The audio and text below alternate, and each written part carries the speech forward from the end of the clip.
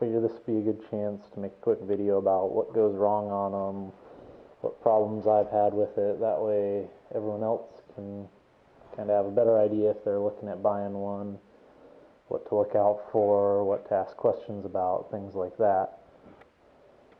For the most part, these things don't seem to rust a whole lot compared to other cars their age. The one exception is back here under the taillight. If you look, the taillight's only held in by one screw and then some metal clips. And you can kind of see there it doesn't have a seal or anything, so water just pools up in here. Other places that they rust are the typical rocker panels, like down here. This isn't a rust issue, this was a dumb maintenance issue. Someone at some point tried to lift with a jack right here, so you can see this guy's all smushed out of shape. The proper jack point is right here on this pinch weld, or if you go here where it's 3-4 layers thick of steel, that works as well, but this single layer, no good. Another area is these front lower control arms here. So these bushings, typically it's a rubber piece that's bonded into the arm, and there's a metal sleeve that extends to the two pieces of sheet metal that it bolts between. And what happens is over time it becomes unbonded with the arm, and the way you can tell this is if this metal part of the arm is sitting down and rubbing on this bottom sheet metal piece, or if you can get a pry bar in there and lift that up and down. This one has polyurethane bushings replaced on it, so what these do is kind of sandwich that in there so it can't come unbonded and slide up and down. So if you replace it with a regular arm, chances are 70,000 miles later the bushing's going to go out again. Another common issue that I didn't notice when I bought the car, but I found a couple days after I bought this one, is these rear windows. These guys have studs that are on the inside basically molded into the rubber on the window, and those studs vibrate loose, and so you have a nut holding a stud, but the stud's not attached to your window. This one on this side, I could actually almost stick my pinky finger in between the window and the metal here.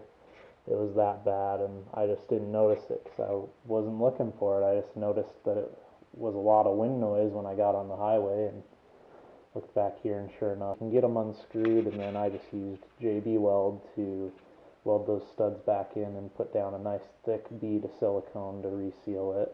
These are known for having problems with the body control module, which is kind of the equivalent of the ECU, but for all the electronic locks and windows and things like that. And it's buried somewhere deep in here, so if it goes bad, it's kind of a pain to replace. But mine, it only seems to do it occasionally, and particularly when it hasn't been driven for a while, so when the battery's low. But occasionally I'll go and I'll drive it around the block or whatever. I'll get out, I'll lock the door, and then from when I'm walking in, you can hear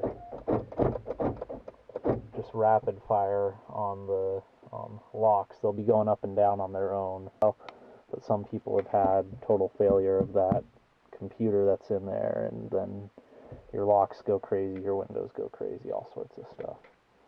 And then the other issue is there is a check engine light P0441 that seems to be fairly common with these, and it's basically either an electrical fault in the emission system, or it's a problem somewhere with a solenoid in the emission system. So it doesn't really affect the way it runs. This car still drives just fine. So onto the engine bay. Like I said, this is one of the turbo ones.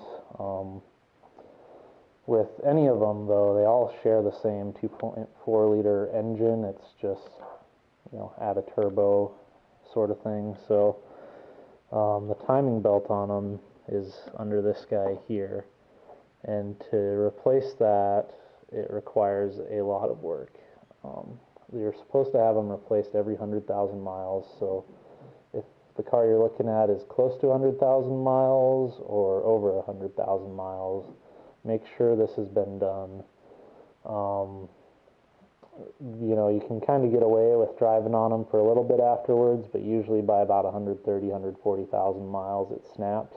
To get this done at a shop, it's about $1,800 on the cheap side because it is a full 8 to 10 hours worth of work. With the turbo ones, the coolant system is very hot. There's a lot of hot stuff. This here is a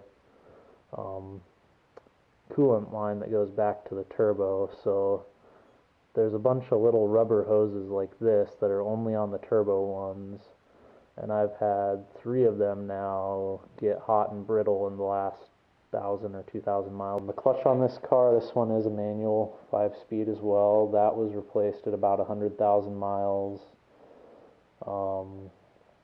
The axles, the boots on the CVs had gone bad, and the CVs were making noise, so those were replaced a little after 100,000 miles.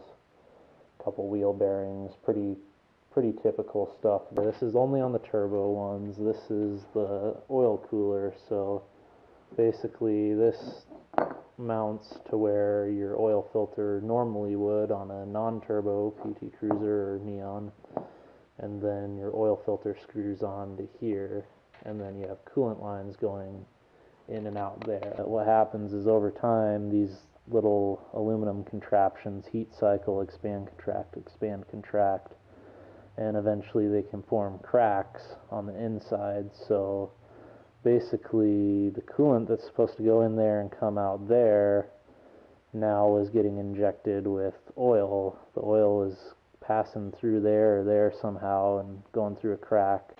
These guys are about $350 to get all the parts to replace if it's a car that's older than 2005. If it's 2005 and newer, you only need this. You don't need the new hoses that have different sizes. So it's only like 150 or 200 bucks. The other alternative is to get a big oil filter kit and just accept the fact that your 215 degree coolant isn't really cooling your engine oil down that much. If you're looking at a turbo one and it hasn't had this replaced or deleted, probably look into doing that sooner rather than later. It's not that hard to do when everything's clean, but it's really hard to get everything cleaned out. So that covers all the issues that this particular car has had in its life. For reference, again, this is an 03 with a turbo, which makes it pretty old, but not that high a mileage at 125,000 miles. The big 4 that you want to make sure of is number 1, that timing belt. Like I said, it's $2,000, or it took me pretty much an entire weekend to get it replaced, so that one's a big one. The other ones are that rear glass. Make sure that that's all sealed up. That's not that hard of a fix, but it's a good thing to check. The front control arms, those go bad on all of them very frequently, so make sure those are in good shape. And then if it's a turbo, make sure that oil cooler's been addressed, or, you know, like I said, the parts aren't that expensive and it is really easy to replace. So if you buy one and it hasn't had it replaced, do it before it gets all sludgy.